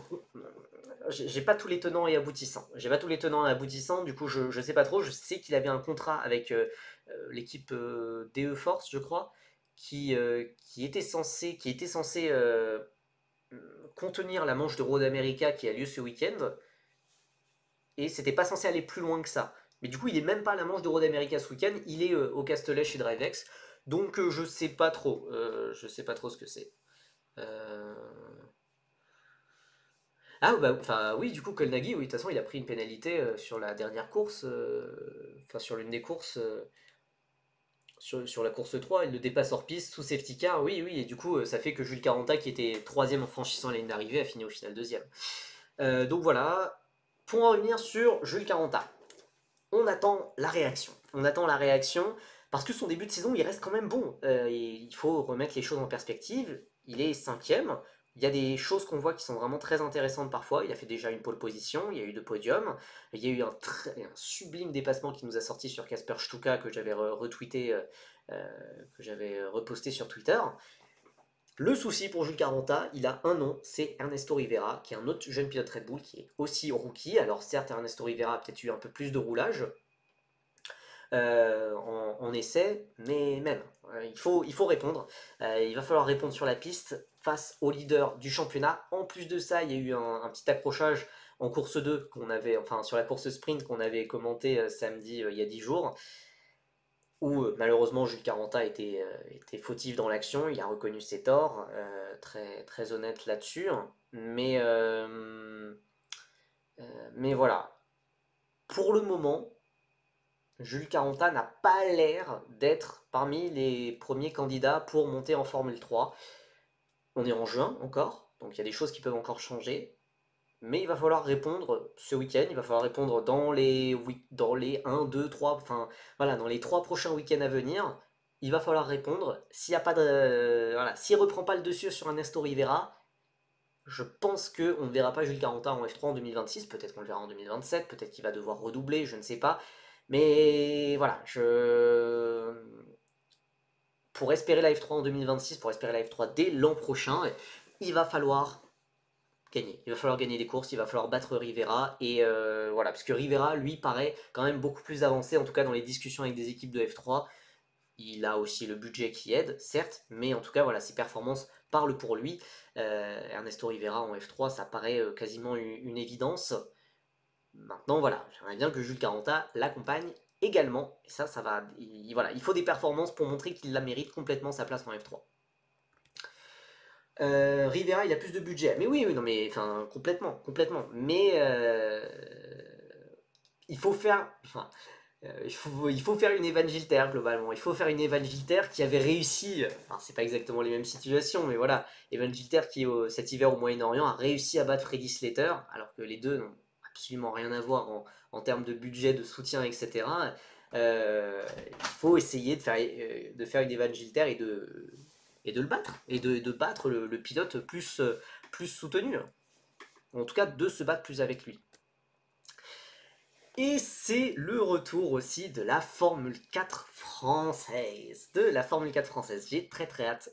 Vous savez que j'adore ce championnat. N'hésitez pas à voir le vlog que j'avais fait sur le circuit de Dijon-Prenois qui est sur YouTube, que j'avais adoré tourner. Je ne serai pas sur place à Spa-Francorchamps, mais par contre ça veut dire qu'on va commenter les 3 courses en live streaming sur Twitch. D'ailleurs, voilà, on va faire une petite annonce hein, sur la toute fin du live. Mais voilà, il va y avoir des choses très sympathiques sur les lives, sur l'un des lives de la F4 française. Voilà, peut-être que vous pouvez deviner, je ne sais pas. Voilà en tout cas à quoi ressemble le championnat après un tiers de la saison, après les 2 premiers week-ends. Je vais commenter. Oui, du coup, oui, enfin je vais streamer, je vais diffuser les images et commenter, oui certes, mais c'est un peu classique ça. Alexandre Munoz qui étant largement en tête du championnat avec un début de saison absolument record, personne n'avait jamais fait ça sur les 2 premiers week-ends d'une saison de F4 française, c'est juste fantastique. Son début de saison, est-ce qu'il va pouvoir continuer à être aussi dominateur? Est-ce que Jules Roussel sera le seul capable d'embêter Alexandre Munoz avec déjà 4 deuxièmes places, mais déjà 47 points de retard sur le pilote occitan? Raphaël Perrard pointe en 3ème position et meilleur rookie, le Marseillais de 16 ans, le protégé d'Eric Hellary, l'ancien vainqueur des 24 heures du Mans. 4ème, Arthur Dorisson, qui est pour l'instant le seul pilote à avoir gagné en dehors de Munoz, vu qu'il a gagné les 2 courses à grille inversée. Du coup, le Normand pointe à la 4ème place au classement. Louis Iglesias est 5ème, Malo Boyer 6ème. Les 2 rookies, l'un est soutenu par Winfield, l'autre est soutenu par Feed Racing. Les deux sont déjà montés sur des podiums. On a ensuite Montego Masson, le pilote redoublant, Matteo Giacardi, très bonne surprise, Andy Consani, le jeune pilote Mercedes qui a déjà claqué une pole position, qui est d'ailleurs le seul pilote à avoir signé une pole position en dehors d'Alexandre Munoz. On a ensuite Guillaume Bouzard, Ryan Caretti, Rintaro Sato, Thomas Sénéclose, Hugo Hérouin, Pablo Rico Bonobello, Romeo Leurs et Nicolo Piri, qui sont les 17 pilotes à avoir marqué des points. Et ensuite, à la porte des points, on retrouve les premières féminines, notamment Lisa Billard. T'as un invité pour commenter? Oui. Ah non, non, je commande pas sur le feed FFSA. Non, je commande pas sur le feed FFSA, je commande sur ma chaîne Twitch. Donc n'hésitez pas à vous abonner par ailleurs. Non, non, non, non, non, pas sur le live officiel de la FFSA. T'as un invité pour commenter. Ça se pourrait bien. Ça se pourrait bien.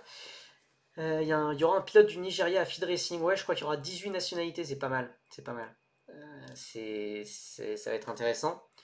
Munoz en 2026, Freka ou F3, Freka pour Roussel, Dorisson, Bouza, F1A pour Billard. Wow, attends, t'es parti sur des projections là? Très honnêtement, alors déjà, petit rappel, la Freka n'existera plus en 2026, ça aura probablement un autre nom vu que Alpine va se désengager. Ce sera probablement Frek ou Frect ou je sais pas trop. En tout cas, Formule Régionale Europe. Munoz, c'est pas non plus un pilote qui baigne avec dans le budget et dans l'opulence. Le plus logique, ça serait une montée en Formule Régionale Européenne. C'est un pilote qui va commenter avec toi. Ouais, c'est en effet un pilote qui va commenter avec moi.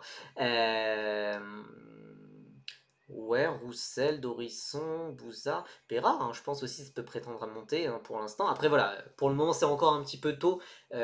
Autant il y a déjà des choses qui sont en train de se mettre en place pour la F2 et la F3, il y a déjà des petites rumeurs qui commencent à apparaître. Vous en faites pas, je suis en train de préparer hein, les lives de prédiction, vous savez que je fais pendant l'été pour prédire les grilles de F2 F3. Je commence à avoir des des petites infos qui commencent à arriver. Euh, donc c'est assez chouette. Mais pour l'Africa, ça arrive généralement un peu plus tard, plutôt vraiment pendant l'été, plutôt juillet, voire même plutôt août. Donc voilà, mais Munoz, typiquement, c'est vraiment le genre de pilote qu'on devrait voir en Formule régionale européenne l'an prochain. Euh, Isaac Hadjar, tu sais, le mec qui dose pas. En soi, Isaac Hadjar, c'est vrai, il roule pas ce week-end, hein. Non, ce n'est pas Isaac Hadjar, désolé. Hop, attendez.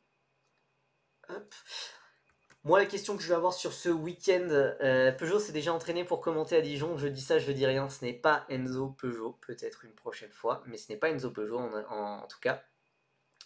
J'ai pas suivi, ça parle de quoi? Ça parle de la F4 France et d'un invité que je vais avoir pour co-commenter la course de F4 France, et ce n'est pas Enzo Peugeot, peut-être une prochaine fois. Voilà, la question que je vais avoir moi sur ce week-end de F4 France, est-ce qu'on aura encore les mêmes pilotes devant? Est-ce que ça va être, puisque globalement Dijon a quasiment été un copier-coller de la première manche à Nogaro, est-ce que ça va encore être Alexandre Munoz qui va largement dominer? Est-ce que Jules Roussel et Raphaël Perra vont être un peu les seuls à l'embêter vraiment?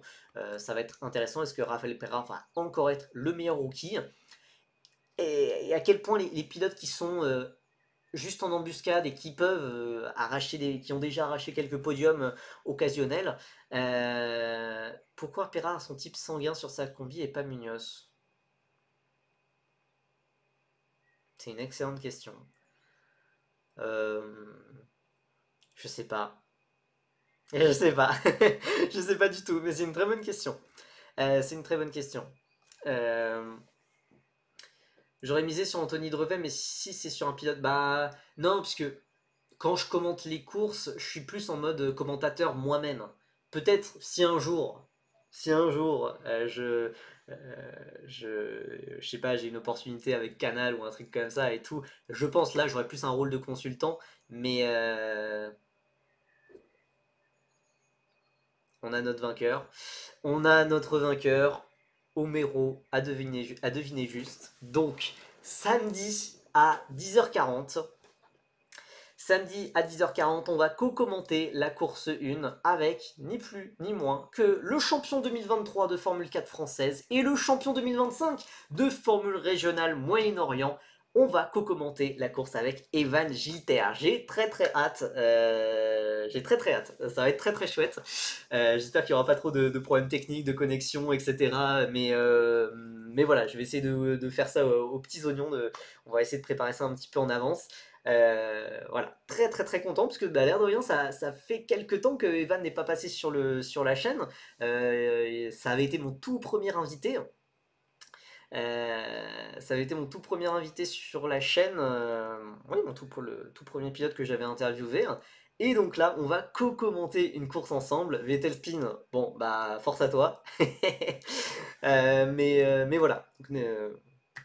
Samedi, 10h40, vous savez ce qu'il faut faire. 10h45 plutôt. Enfin, le départ est à 11h, mais on va lancer le live à 10h45 à peu près. Voilà, j'ai hâte de voir ce que ça va donner. En plus, le circuit de Spa-Francorchamps, c'est un circuit qui lui tient à cœur particulièrement. Donc voilà, j'ai hâte. Je vous avais dit la semaine dernière, il n'y avait pas de live, mais je préparais deux trois petits trucs. Voilà, j'espère que tout va bien se passer pour ce live là. Et sinon, de toute façon, on va commenter les autres courses, mais solo. On va pas non plus réquisitionner des pilotes à chaque course. Euh, pour en revenir sur le sportif, sur les pilotes qu'on va commenter, dont on commentera les exploits avec Evan Gilter samedi matin. Voilà, Dorisson, Iglesias, Boyer, Masson, Giacardi, Consani, Bouzard, Caretti, Sato, voilà, tout le monde peut jouer la victoire ou au moins des podiums.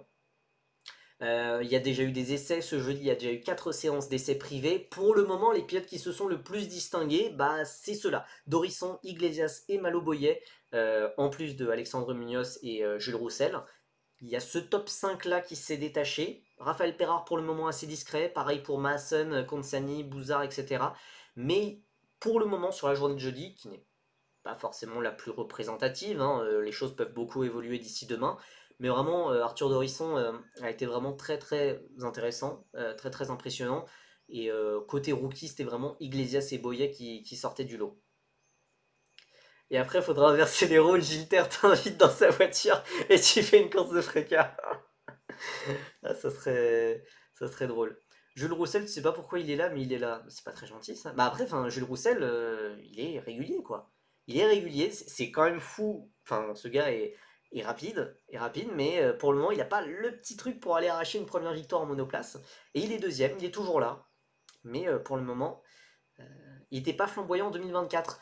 En qualif, si, c'était vraiment intéressant. En qualif, justement, c'était l'un des rares à challenger le top 3 qu'on avait, Kato, Steven Edens et Caranta, et même parfois un petit peu Kiefer, mais sur les qualifs, il était vraiment intéressant, Roussel. En course, c'était plus compliqué. Kansani doit se réveiller si possible. Ouais, pour le moment, là, ça a été compliqué. Hein. Sur la journée de jeudi, il tournait aux alentours de la 10e place. Ouais, j'espère des choses plus positives. Et peut-être, voilà, enfin, des gros points, des podiums si possible. Et voilà, retrouver le Andy Kansani de Nogaro. De Nogaro, il avait été complètement bluffant.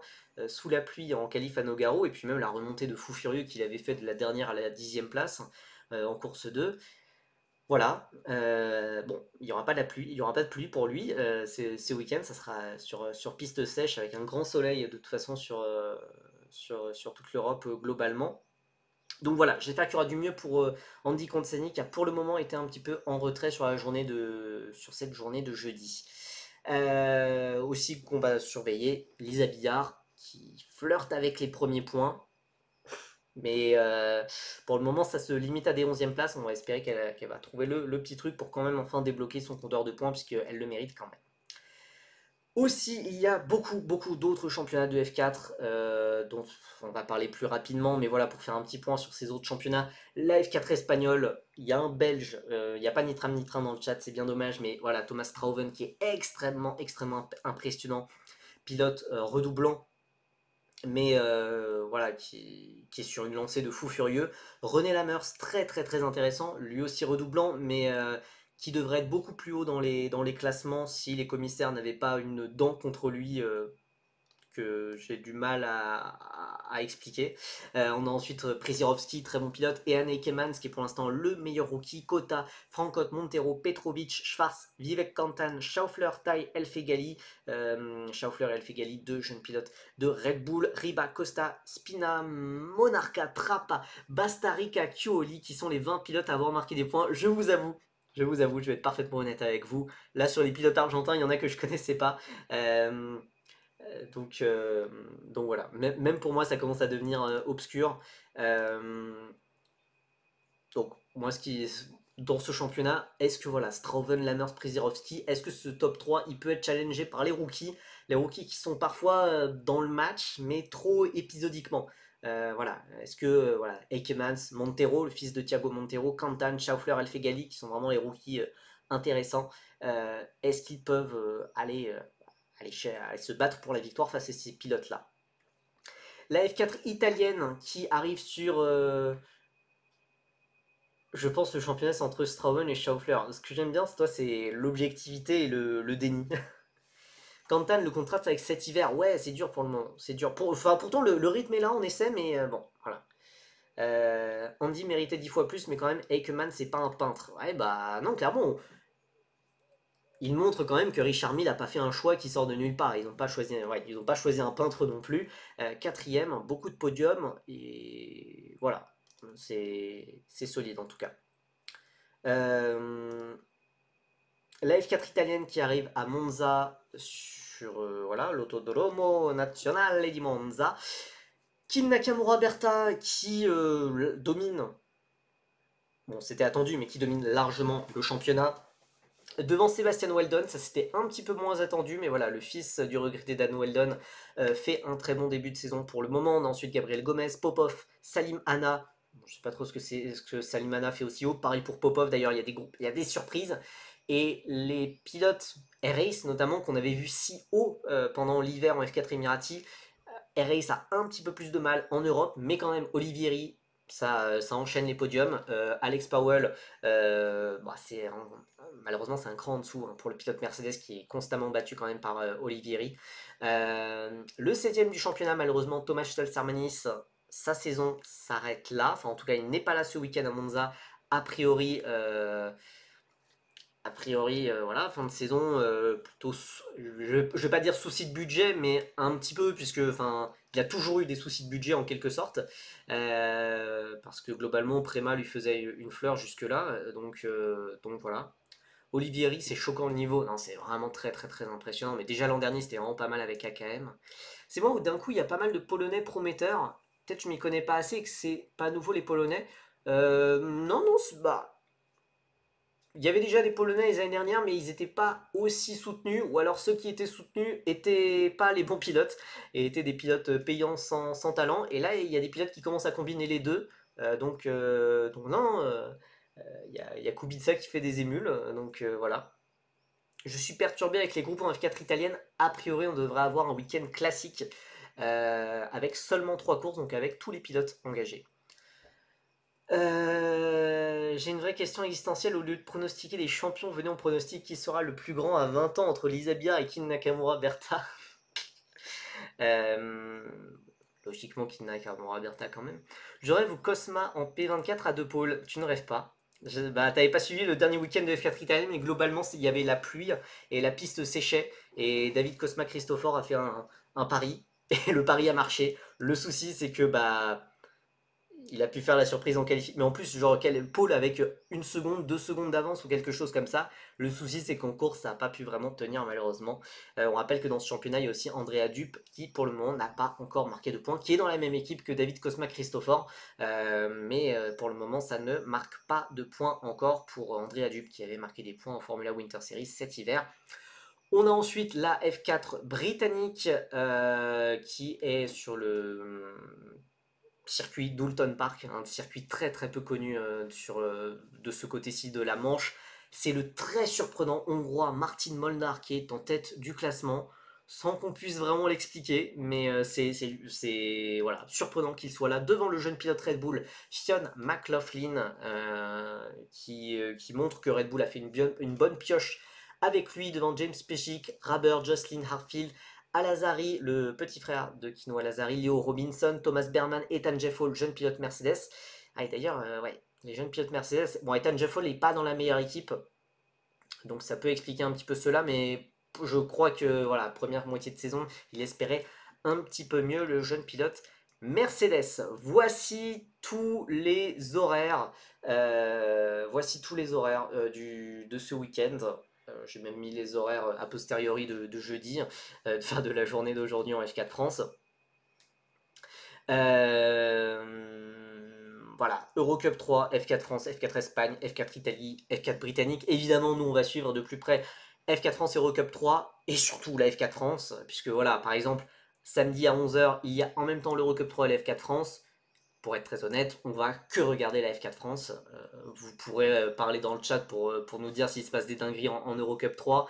Mais voilà, on va se concentrer sur la F4 France. Et voilà, on va avoir 3 lives pour les 3 courses. C'est merveilleux. Et c'est pas tous les week-ends que ça arrive en F4 France. Souvent, il n'y a que les courses 2 et 3 qui sont diffusées.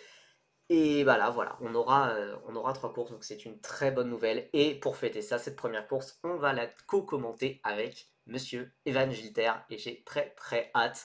Donc vous pouvez vous noter ça, voilà, samedi 10h45 avec Evan Gilter, et puis aussi samedi 15h55, dimanche 10h30.